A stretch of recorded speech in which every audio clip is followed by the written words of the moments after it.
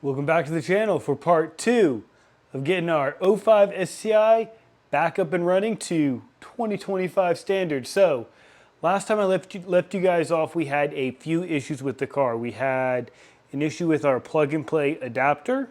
We had an issue with just ordering new fuel lines. We had an issue with the PCV line from the IGAOS. It was damaged from the box. So we have everything resolved already, so this is great news. So we should be able to button up everything in the engine bay in this episode. But let me show you what I've done off camera just to prepare for our final episode to get the engine bay back up to spec. So over here looking at the engine bay, you see we have our intake manifold back on the car with our IAG TGVs and our IAG fuel rails. So I think it's easier to look on this side. So here is our plug and play adapter.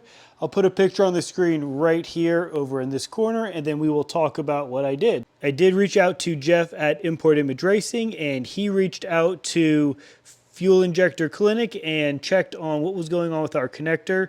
Of course, I sent him some pictures that you can see right here in the corner over here. Basically what they said on early model STIs, the connector was slightly different, so they told me to shave down the sides, as you can see right here on the left side here. We did shave those connectors down and it plugs in and clips in perfect. So I did that to all 4 connectors. All of our fuel injectors are plugged in. Now coming to our radium regulator, I did get the lines ran from our feed and return over to our regulator here. And then the cool thing about this regulator is that you don't need to run return lines from the ends of the rail. So we have end caps on each side of the rail, and we just have a feed line to each rail. And this is the radium parallel fuel system. So basically how it works, we have our fuel pressure regulator here. This little dial right here adjusts the fuel pressure. We are going to be trying to set it at around 40 psi once we get it started. But basically how it works is the feed line down here, our black line, goes into the top of the regulator right here. And it will regulate the PSI inside of here and recirculate it back into the return, all in one unit. You don't need to run a return line back and then one line back to the return. All right, so I'm mid-editing our video that you're watching right now, and it seems like the mic died when I was explaining what parts we're just about to put on. So just on this part of the video, we just don't have any audio. But yeah, basically I'm just explaining we are going to put on the Cobb front mount intercooler, and I'm super excited for it, so let's get it on.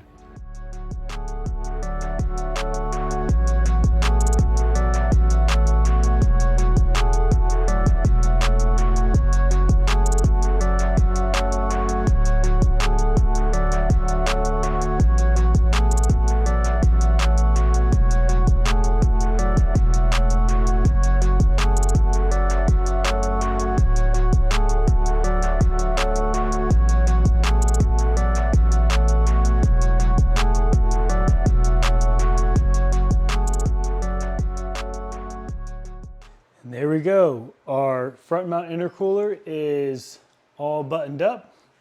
I got the front bumper put back on as well, and it just looks so nice compared to what we had on here before. Everything is like neatly tucked back. I like how it goes into this hole instead of this one.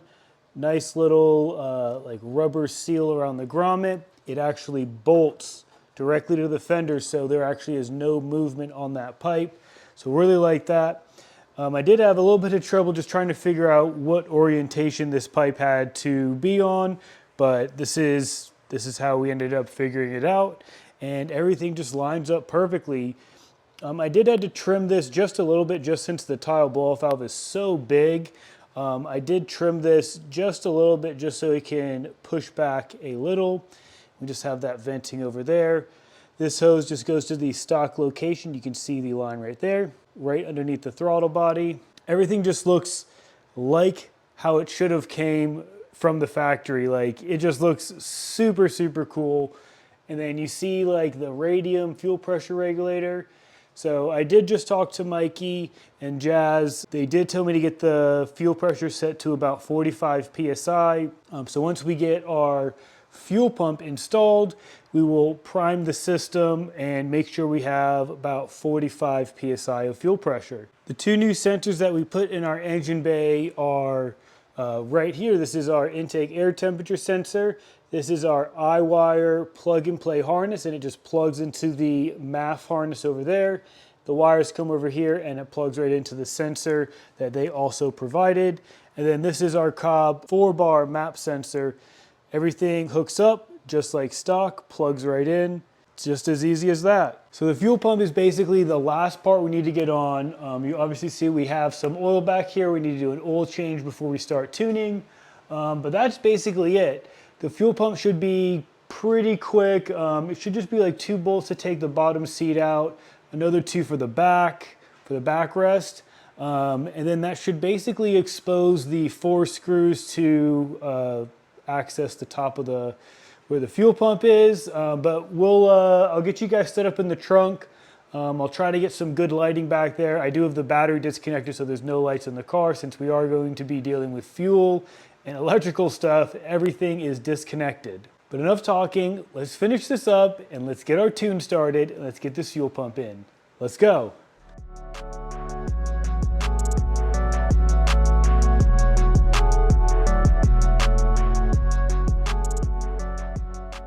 All right, and our fuel pump assembly is removed. So there really wasn't any room for me to film down there and like get a light and everything. There's just really a lot less room in these older cars, but I'll show you where it was, just right back here.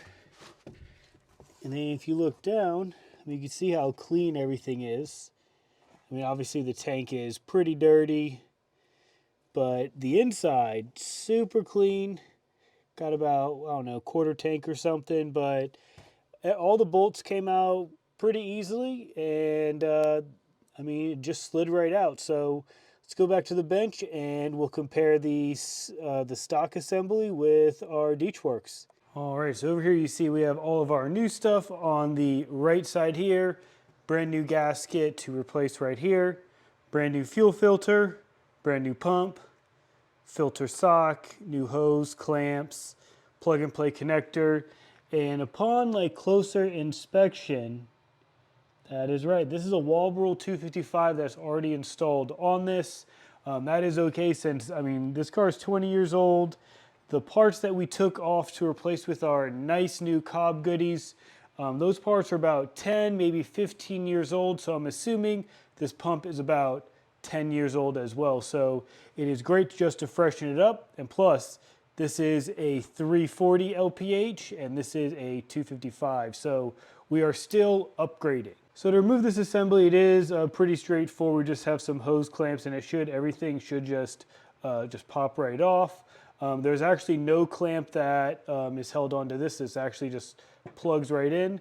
There are some screws on the back. We have to take off 1, 2 right there that you can see. And our fuel filter should be able to come right off. We will reassemble with the new stuff. We'll slap it back in the car and we'll be ready to flash with our new tune from Mikey.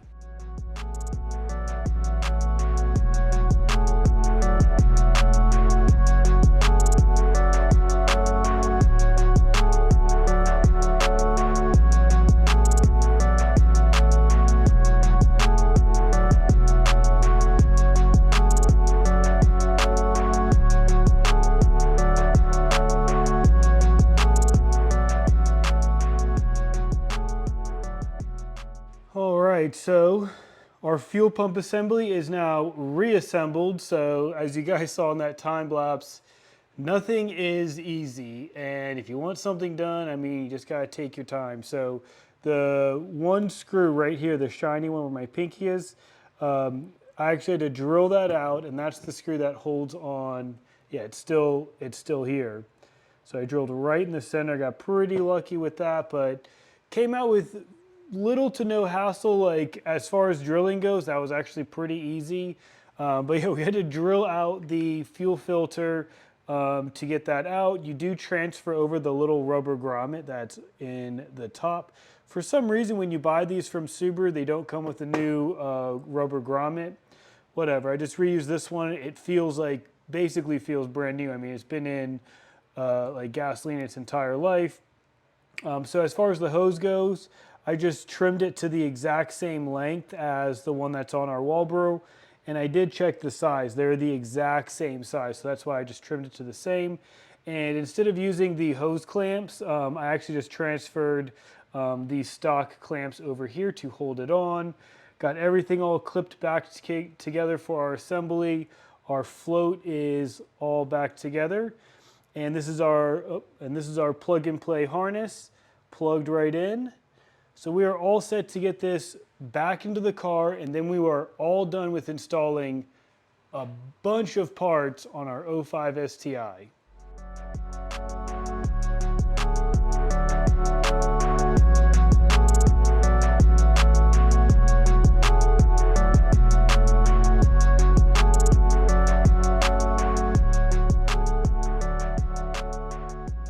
All right, so it has been a few days since that last time lapse. That was on Monday. Today is Friday, so I am running out of time as far as just getting the car tuned and getting this video uploaded. I did send everything over to Mikey either Monday or Tuesday. He's a little bit busy right now, which is perfectly fine. I am actually leaving to go on vacation for a couple days. So I need to get this video edited and uploaded. So the next video we are going to be tuning the car, and I'll do a little tutorial of how to get a tune from Mikey and those steps. But this is how she looks right now. She is 100% ready for our first tune. I haven't turned the car on yet since we don't have a tune for these injectors. I'm not sure what injectors were on the car before. But these are the FIC 1200s. We know we didn't have 1200s on there before, so the whole like injector scaling and everything has to be adjusted. I'm not even sure if the car would start if I tried. Now I have primed the fuel pump a few times and did find a few leaks over here at our hardline connection here. Just tightened those up and the leaks went away. But I have primed it a few times, and I've checked the PSI gauge on the radium fuel pressure regulator, and I mean, everything seems good. It does pressurize up to 40 pounds, and then if it sits overnight, of course, it does drop. But yeah, now when I prime it, nothing leaks or anything. Before, like, you primed it and fuel was like squirting out basically, but everything is all fixed. We are all ready. We will try to bleed the coolant system a little bit since we did add the AOS. Now I did add a little bit of extra coolant back in since we did lose a little bit when we had some of those lines taken off, but that's super simple. That's really just adding. We already got our oil change done, so we're literally just waiting for the tune to come in, and then we can just make sure it's roadworthy, get it flashed, start it up, and then we'll go on our first couple revisions, and I'll bring you guys along for all of those revisions. But until next time, see you guys.